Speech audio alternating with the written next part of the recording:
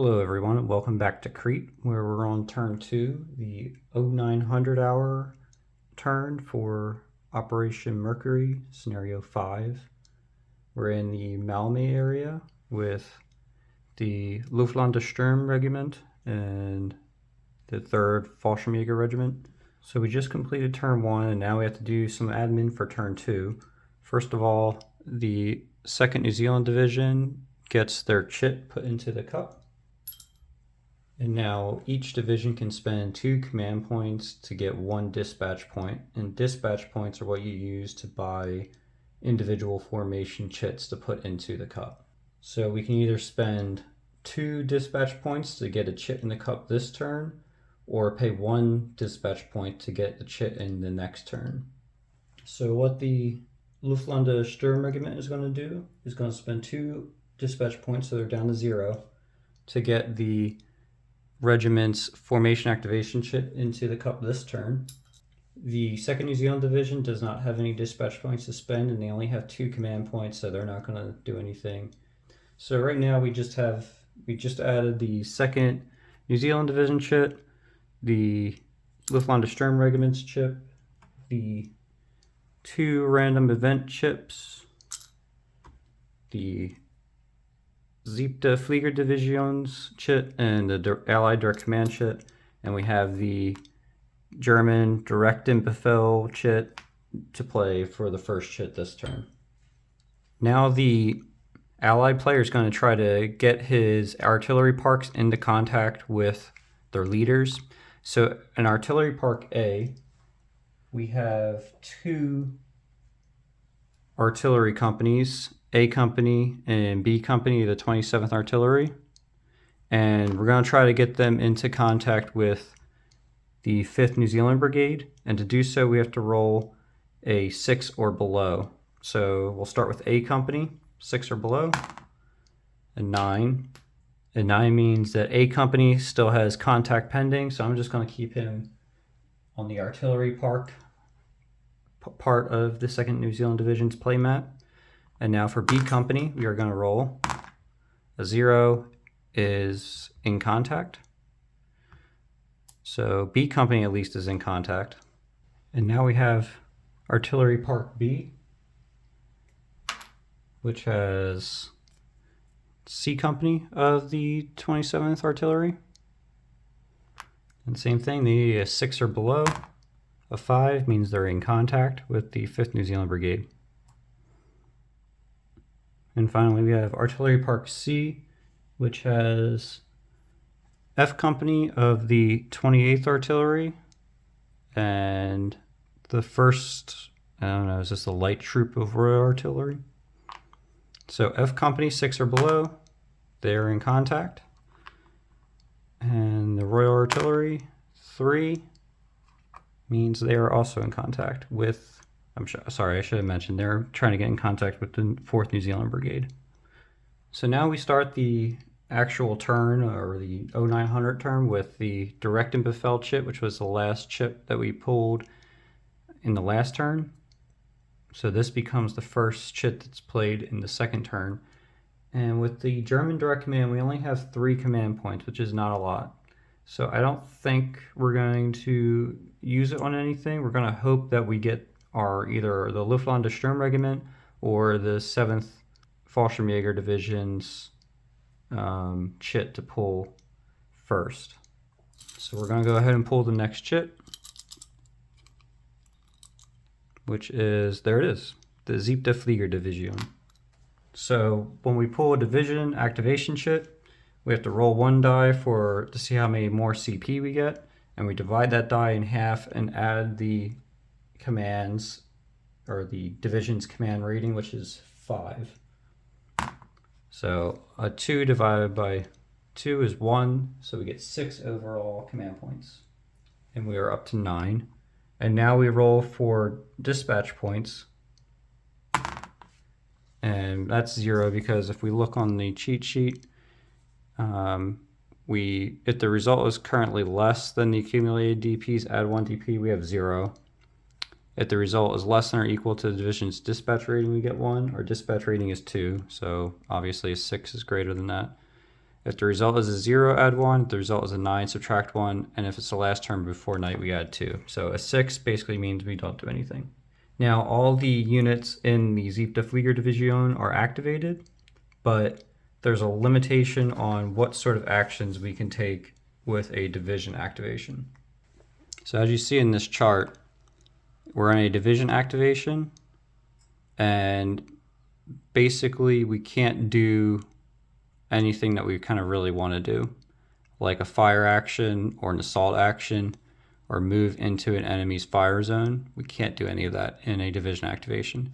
We can, however, do a second action and spend a command point in division activation to do those things.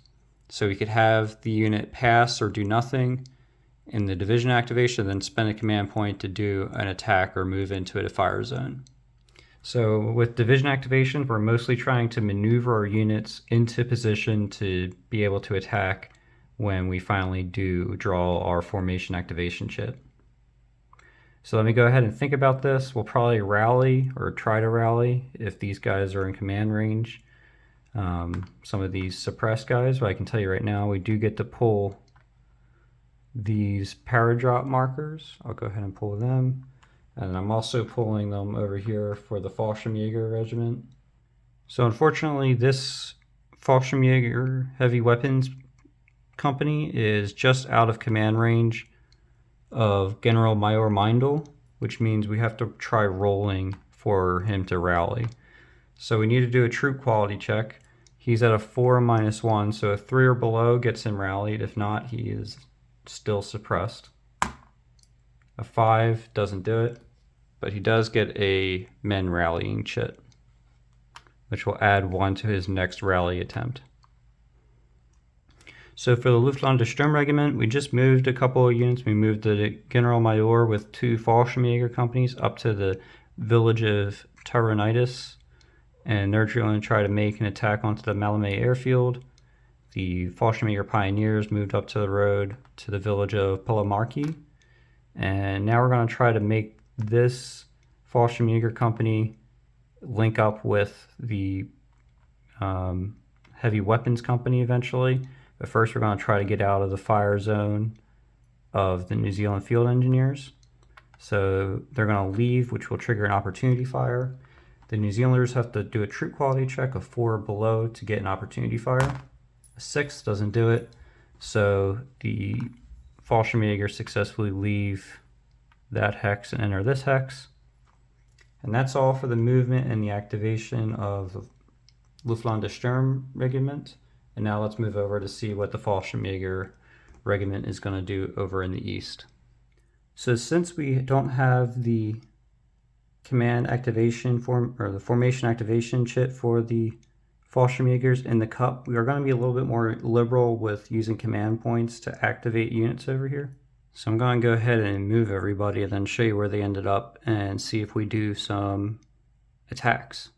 Okay, so after the movement, you'll see that the Fallschirmjäger regiment kind of has consolidated on this road from the Agia prison to Galatas, which is going to be our primary objective.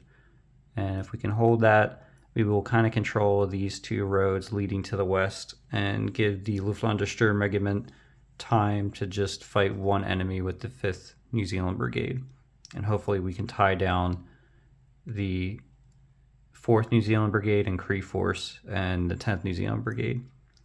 So we used 3 command points to get Oberst Heydrich and a couple of his Fallschirmjäger companies into contact with the Greeks, as well as this Fallschirmjäger company to come down and get into contact with the Greek flank over here. So the the Siebte Fliegerdivision has 6 command points remaining. Unfortunately, we can't now use command points to attack because that was already their second activation technically. And then over here with the Fallschirmjäger Pioneers, we have them just moving north through this little valley and disengaging from the Greeks. And finally, just to be a thorn in the side, we're going to try to put this company Fallschirmjägers into an improved position. So we need to roll a 6 or below. We roll a 3, which means they get an improved position marker. And now it will just be extra hard for the New Zealanders to push it into Galatas. They're going to kind of be, oops, sorry, wrong marker. They're going to be holding that crossroads and fighting a delaying action to give the rest of the regiment time to get into Galatas. And so with one more command point, we're going to make this Fallschirmjäger Flat Company. It has a step loss, but we can still use it to direct fire the artillery park. And doing so disbands the artillery park. And now we place both the units on the map. So we'll be direct firing, I guess, the Royal Artillery Company. Both of them lose contact with 4th New Zealand Brigade because the hex is a target of a direct fire. And now we go to our usual direct fire chart. So we start on a direct fire of 3. We don't get a company bonus because we're on a step loss. The terrain is clear, and there are 4 steps in the hex, which means we get a +1. So we're at a 3, 4, and then the defense rating is a +2 for a 6 overall, and none of the other modifiers apply. So we're at a 6. Ooh, just barely get it with dual purpose. I think this will hit. The unit is eliminated. Wow. So the troop of Royal Artillery is eliminated, and that's a pretty good outcome for the Germans. I think they'll be happy with that. The Kiwis will definitely have to destroy this Flat Company as soon as possible. But that's it for the Siebte Fliegerdivision's activation. So now we pull the next chit. And what do you know? It's the Luftlandessturmregiment. So the Luftlandessturmregiment is now going to activate, and because it's a formation activation, we'll get to do all the attacking that we want, that we could ever hope for. The Kiwis are just going to have to sit there and brace for the impact of everything and hope that their chit comes out soon so they can really get their defensive positions in order. First, however, before we get too excited, let's rally this heavy weapons company. Because they are now within 9 hexes of the General Major, they automatically rally their suppression for an action. And then, luckily enough, this Fallschirmjäger company is also within command of the General Major, and they're not in an enemy fire zone, which means we can also remove this cohesion hit marker. So now these 2 units we could pay command points to activate them again, but I think they're fine where they are for now. So the plan now for the Luftlandessturmregiment is going to be to fire off all of our artillery. That'll keep the Kiwis pinned down and give them barrage markers, which limits line of sight and limits the combat effectiveness of the units in the hex. So first, let's use the Fallschirmjäger artillery to fire at C Company of the 7th Australian Light Anti-Aircraft Company that's over here in the airfield. And we are going to use the 3 organic firepower. There's a +1 defense bonus or defense modifier for the artillery or the anti-aircraft unit. So we're at 4.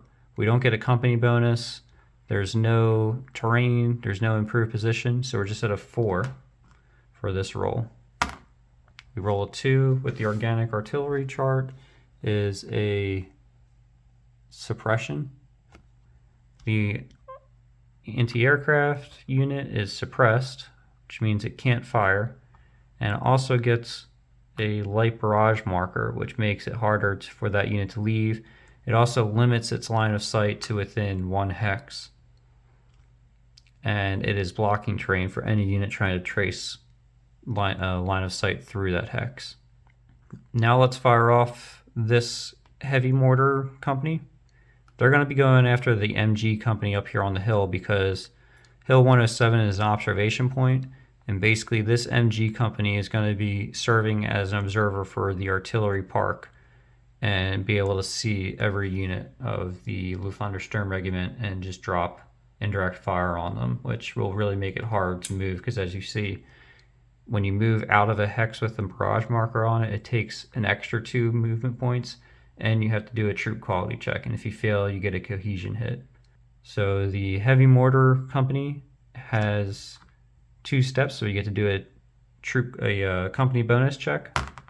A 9 doesn't, it's a failure, so we don't get the +2 for that. The MG company is in an improved position, so it gets a -1 for the defense modifier, but it's on the top of a hill in clear terrain, so no terrain modifier. So overall, it's just a 3 or below. A 5 misses, but nonetheless does get a light barrage marker on the hex, which will limit the MG company's line of sight and ability to spot for the rest of the artillery. Now we're going to use this heavy weapons company to fire a barrage at, I think, D company, which is out here in the open. They didn't get an improved position at the start of the scenario, but they're in an orchard hex for -1 terrain modifier. Now let's roll for a company check. A 5 is more than 4, so they don't get the company bonus.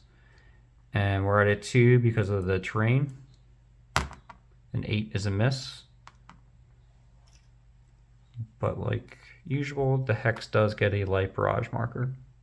Next, we're going to have this anti-tank gun fire at the MG company.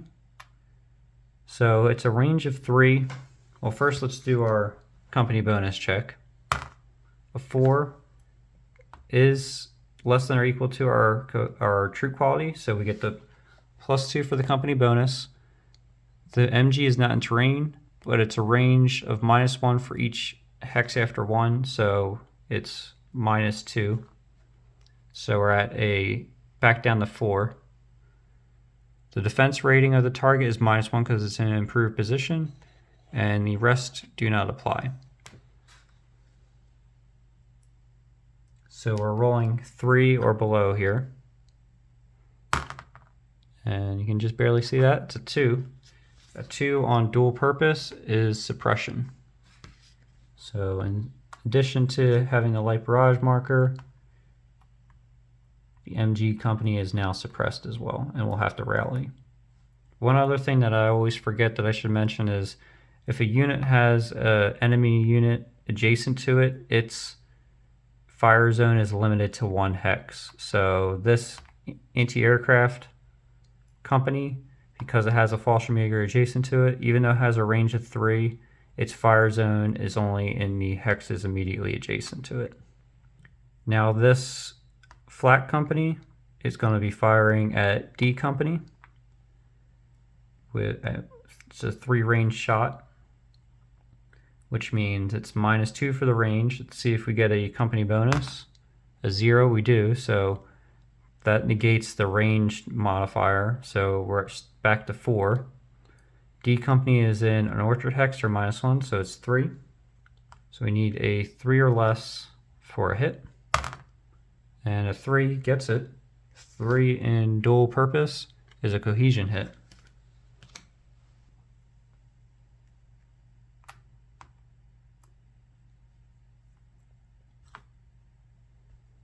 And something I always forget, you can try to do when you get suppressed, you can try to do a troop quality check to see if you can get a cohesion hit instead of a suppression marker. And that will allow you to move and shoot, because when you're suppressed, you don't get a direct fire bonus, or you can't use direct fire. So we are going to spend 1 command point with the New Zealand division to do a troop quality check. So the light barrage marker modifies it by 1. So we're at a 3. So we need a 3 or below to convert that suppression marker into a cohesion marker. Oh, right through everybody. And 9 fails. So we retain the suppression marker. Okay, so we just moved some units. We moved the heavy weapons company, this reduced Fallschirmjäger company. We mounted up, I believe this was a flak company.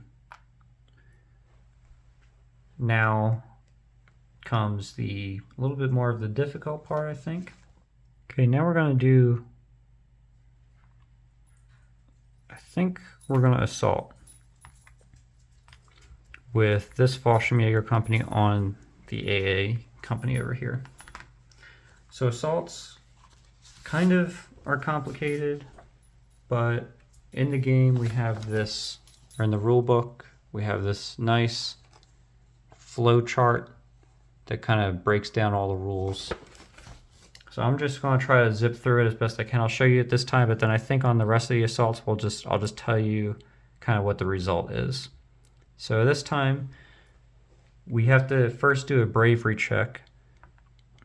I should note that the mortar company doesn't get a opportunity fire or anything here because they're a mortar company.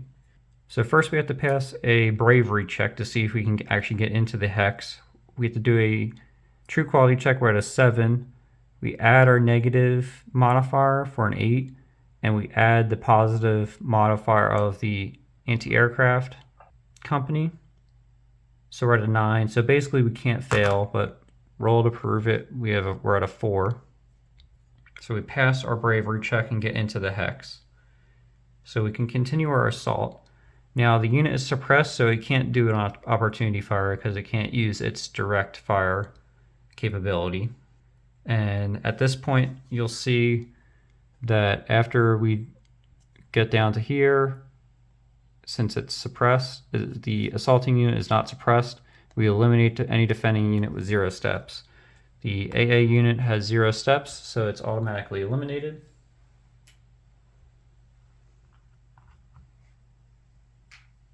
And now, since there are no defenders left, we move all assaulting units into the hex. So the Fallschirmjägers move into the hex, and now they control 1 hex of the Maleme airfield. We need 2 to start bringing in Gebirgsjägers tomorrow. Next, we're moving up our pioneers next to D company, and we're just going to do a direct fire on them. So we have a 2-step unit, so we get to do a company check. A 5 is less than 6, so we're +2 for 7. -1 for the orchard is down to a 6. And a 2 on small arms, I believe that is a suppression check. 2 is a suppression check. D company's true quality is a 5, -1 for the light barrage, so we're at a 4. An 8 fails, so they are suppressed.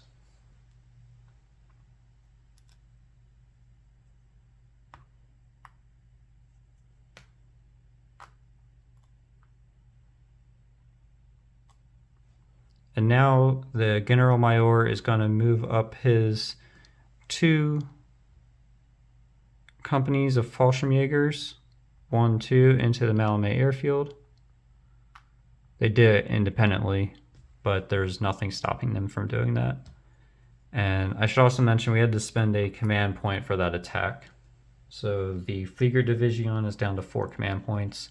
And now, do we want to spend 2 command points to assault? I think what we'll do, I think we'll just fire at them. We'll spend a command point with the 7th company to do a direct fire. So now we do our company bonus check. An 8, unfortunately, is not less than 7. So we're at a 5. They're in improved position, so we're down to 4. A 3 is a hit, and a 3 is a suppression marker.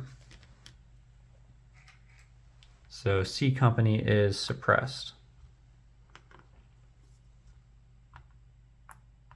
I think that's going to be it. Nope, sorry, we have 11 company down here. I think what we're going to do is we're going to emplace them and sort of tie up all these companies around here. So let's do a troop quality check. We're at a 7. We rolled a 6, so they get an improved position marker.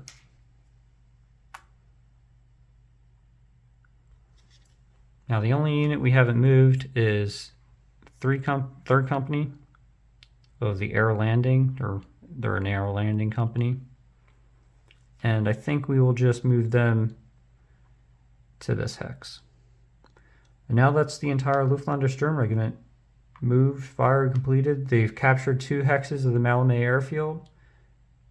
I believe in order to get the victory points for that, we need to be adjacent. Right, so if we look at the victory conditions, we need 2 adjacent hexes of the Maleme airfield. So we will have to kick off C Company and probably consolidate on the western edge of the airfield. Very successful turn for the Fallschirmjägers, or the Luftlandesturmregiment. And now we go see who gets to play their next turn. And it is the Allied Direct Command chit. So the Kiwis only have 1 command point because their chit has not come out yet, so they haven't been able to replenish their command points. Cree Force has 7 command points, so we could use them to activate Cree Force. I think we're going to have to, so I'll bring you over there to show you what we're going to do. So here's Cree Force, under Major General Weston, the MDBO. And so yeah, I think what we have to do is we're going to spend some command points to get them into contact with the flak company, and maybe to support the Greeks over here to free up the 4th New Zealand Brigade to push and try to recapture the airfield, while the Cree Force and the Greeks kind of contain the Fallschirmjägers. So I'm going to go ahead and move everybody and bring you back to show you where everybody ended up. So Cree Force was able to get up into the outskirts of Platanos, or into one of the hexes of Platanos. The other hex is being controlled by the Fallschirmjäger flak company. So we're going to use a command point. We're down to 2 now to use the C Company to direct fire on the flak. So we're at a 3. Now we do our company check. 9 is a failure. So we're at 3. -2 for being in a village is down to a 1. +1 for the defense rating of the Fallschirmjäger flak company. So we're up to 2. We need a 2 or less. A 5 is a miss. Do we want to spend? I think we will, because there's nothing else to spend our command points on with Cree Force. So we'll use another command point to have D Company do the same thing. So we get a company check, a 0, we get it, so we're up to a 5. Still a -2 for the village, so we're down to 3 again. +1 for the defense modifier of the flak company is up to a 4. A 2 is a hit with the small arms, is a suppression check. The flak company has a troop quality of 4. A 0, they pass it. So nothing happening there with Cree Force. And that's the direct command chit completed. I don't think we're going to do anything else with it. So let's go ahead and pull our next chit. And it is an Allied random event. So we go to the Allied random event cup. And we pick a rally. So with the rally random event, the Allied player can remove 2 suppression tokens regardless of enemy fire zones. So that's going to be easy. We're going to remove the suppression token from Detachment D of the Royal Tank Regiment and C Company of the 22nd Battalion. And for the last chit of the turn,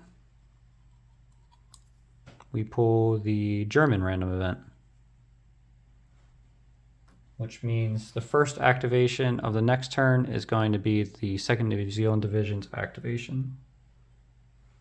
But for the German random event, we pull lost Fallschirmjäger. And so what this simulates is that some guy who got waylaid rejoins with his unit, or some group rejoins his unit, and we get to replace one step loss from any one Fallschirmjäger unit. Or we can take a destroyed Fallschirmjäger unit and put it back with its leader. So what we're going to do is give the 10th Fallschirmjäger company the Luftwaffe Sturmregiment, and we're going to give him his step back. And that's the turn for the 0900 turn. All we have left to do now is remove these barrage markers.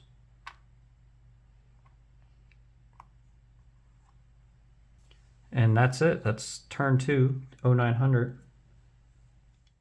So here's the state of the invasion after turn 2, 0900. We can see that in the west, the Luftwaffe Sturmregiment is making really great progress on the Maleme airfield. Totally in contrast to my first playthrough of this off camera, when the Kiwis were able to make a really strong defense because their chits came out first and they were able to lay down some oppressive indirect artillery fire. But this time the Kiwis have gotten unlucky and the Germans have been able to move in before the Kiwis have been able to really activate. In the east, the Germans haven't really made much progress. There really hasn't been an attempt to bring them into engagement obviously by the Kiwis or by the Fallschirmjägers. The Kiwis next turn are really going to hope to get some. It's good that their chit is the first one to activate, because they're going to really hope to get some command points, maybe a dispatch point or two, which will allow them to activate formations. But one thing to note with the Kiwis is because a lot of their units have these purple direct fire values, that's light mortars.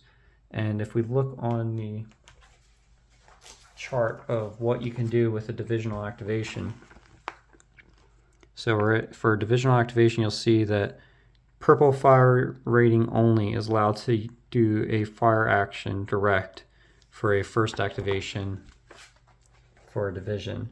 So that means all of these Kiwi units that have purple fire ratings, which are pretty much all of them, get to attack whatever's in front of them for free for their first action, unlike the Germans, who have to pay for an attack action in a divisional activation chit. So that's the end of the 0900 turn. Next will be the 1100 turn. Thanks for watching this video though, and I'll see you on the battlefield next time.